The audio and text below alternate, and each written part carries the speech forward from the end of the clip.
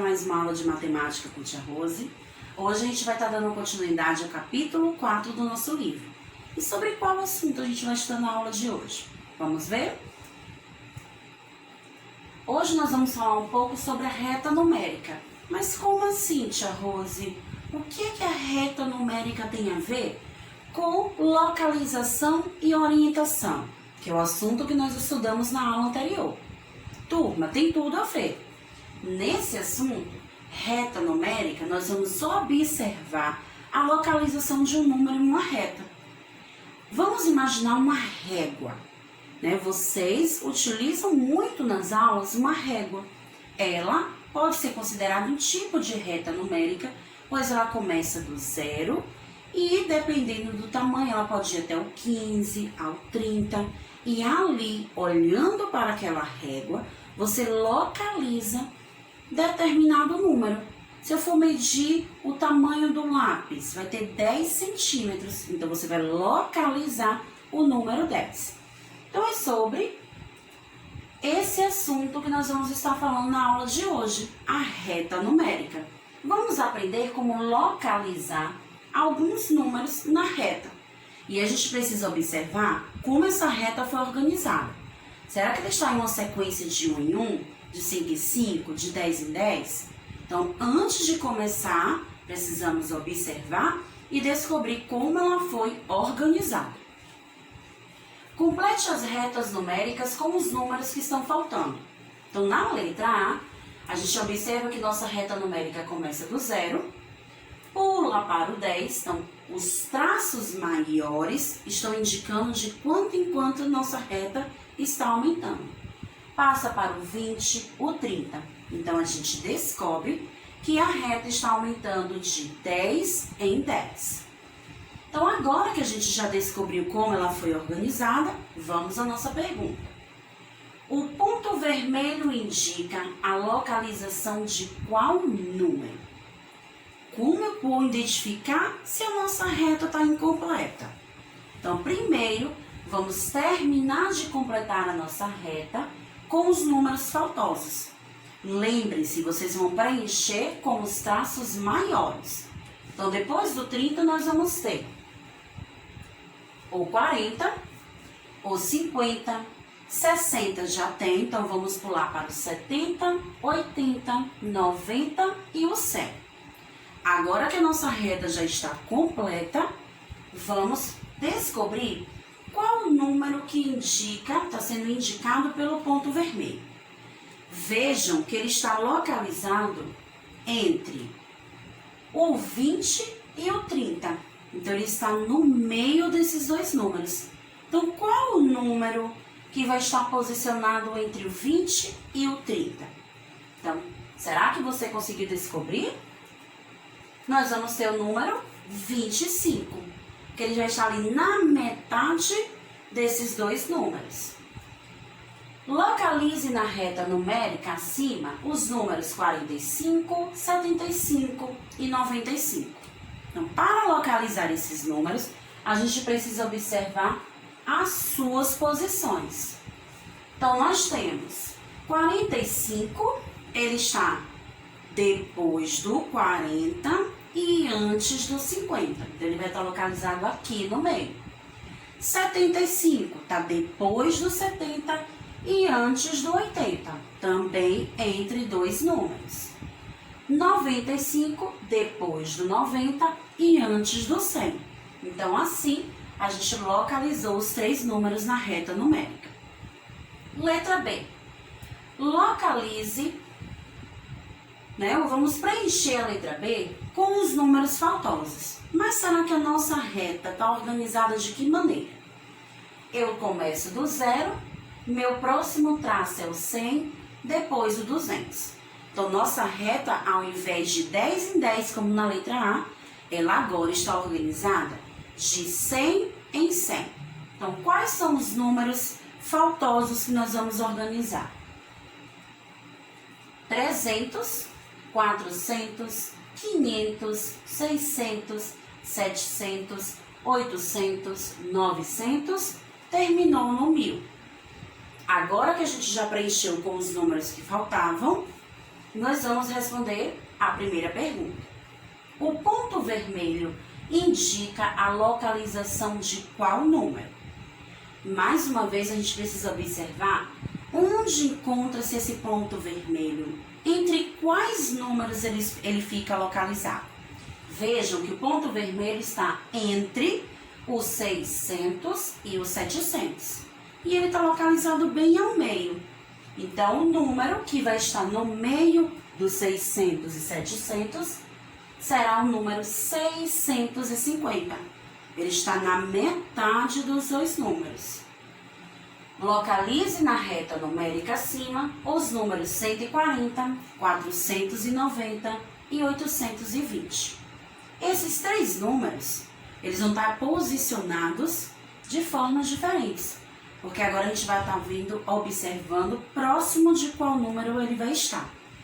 Então, o número 140, ele está um pouco próximo do 100.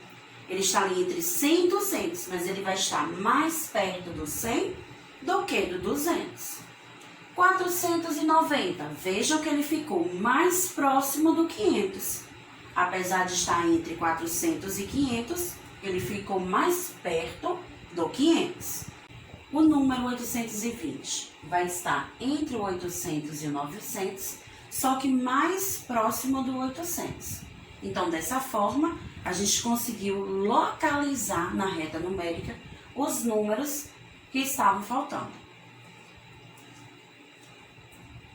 E o que mais que a gente pode fazer com uma reta numérica? Então, a reta numérica ela não serve apenas para localizar números, né, em uma determinada sequência. Ela também pode nos ajudar a realizar as operações de adição e subtração. Vamos ver o exemplo. Analise os exemplos seguintes, que representam as operações de adição e subtração na reta numérica. 20 mais 3 mais 20. Então, como eu posso utilizar a reta numérica para essa operação? Se eu tenho 20 mais 30, então eu vou sair da posição 20 e avançar de 10 em 10 até formar 30, porque eu estou juntando 20 mais 30. Então, 20, pulo 10, pulo 20, pulo 30. Então, 20 mais 30 eu paro no 50. Depois, 50 eu tenho que acrescentar mais 20. Então, do 50 eu vou pular 10, vou pular 20. Então, eu chego até o número 70. Então, isso significa que 20 mais 30 mais 20, eu tenho um total de 70. Outro ponto importante é verificar que a gente está avançando a reta numérica para a direita. Já a subtração, ao invés de avançar, nós vamos retornar à reta numérica. Também, turma, observando que a gente vai estar pulando de um número para o outro de 10 em 10. Por quê? Nossa reta numérica, tanto da adição quanto da subtração, foram organizadas de 10 em 10. Então, 80 menos 50. Então, nós vamos retornar. Eu volto do 80, 50 casas, de 10 em 10. Então, 10, 20, 30, 40, 50. Parei no 30. Então, esse é o meu resultado. 80 menos 50 igual a 30. Então, a reta numérica também nos ajuda e facilita o nosso cálculo de adição e subtração. Mas, além de se localizar com reta numérica, nós também vamos ver um pouco hoje sobre os números pares e os números ímpares. Então, números pares são 0, 2, 4, 6, 8 e todos aqueles números que terminam com esses algarismos. Então, se eu tenho um número 320, então eu vou observar qual algarismo que ele termina. 320. Ele termina com o algarismo 0. Então, se o 0 faz parte do grupo dos números pares, então 320 também vai fazer parte dos números pares. O número 18, ele termina com 8. O 8 faz parte do grupo dos números pares. Então, 18 também vai ser um número par. Já os números ímpares são 1, 3, 5, 7, 9 e todos aqueles números que terminam com esses algarismos. E aí nós vamos ter o exemplo. 257. O último algarismo é o 7. Então, o 7 tem no grupo dos ímpares. Então, 257 também será um número ímpar. No número 93, termina com 3. O 3 faz parte do grupo dos ímpares. Então, 93 é um número ímpar. Então, a gente precisa observar que qualquer número que termina com 0, 2, 4, 6 e 8 será do grupo dos pares.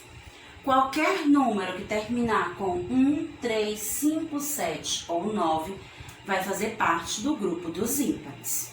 Então, vamos praticar um pouquinho mais sobre os números pares e os números ímpares. Observe a sequência e responda.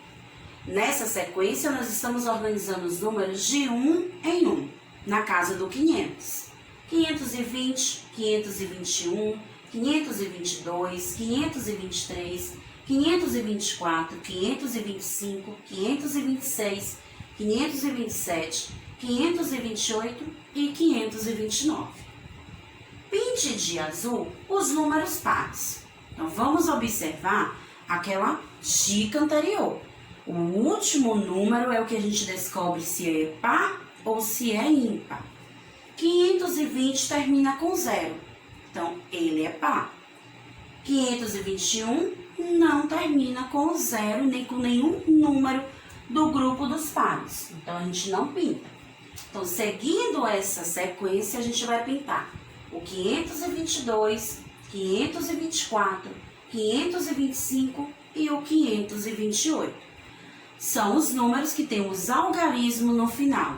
0, 2, 4, 6 e 8. O número que vem imediatamente após 520 é par ou ímpar? Ó, imediatamente depois. Então, é o número que está logo à frente do 520. Eu tenho 521. Então, será que ele é par ou ímpar? Basta observar o último algarismo. Então, nós vamos perceber que é um número ímpar, pois termina com 1. O número que vem imediatamente antes de 529 é par ou ímpar? Antes quer dizer aquele número que está anteriormente. Então, no 529, antes dele aparece o 528. Então, como ele já está pintado e termina com o algarismo 8, a gente logo identifica que ele é um número par. Então, turma, vamos recapitular o que a gente acabou aprendendo nesse capítulo 14. Nós vimos sobre localização e deslocamento. Então, para se locomover ou para determinar o lugar de um objeto, é necessário observar o espaço físico ao seu redor, assim como a forma dele e os objetos que o cercam. A gente precisa observar onde ele está localizado, para que lado ele deve se locomover, se é à direita, à esquerda, à frente. E dessa maneira, a gente, além de localizar, a gente aprende a deslocar um objeto de um lugar para outro. Além de falar um pouco sobre localização, a gente aprendeu também um pouquinho mais sobre os sólidos geométricos, que são aquelas figuras tridimensionais. Tem altura, largura e comprimento. Os sólidos geométricos que a gente estudou nesse capítulo possuem características físicas que os diferenciam, como o tanto de faces que eles possuem, a presença ou ausência de superfícies planas, se rolam, se não rolam, se são sólidos arredondados ou de superfícies planas. Então, nesse capítulo, também falamos sobre a reta numérica e os números pares e ímpares. Então, turma, a gente se encontra em nossa próxima aula de matemática. Tchau, tchau!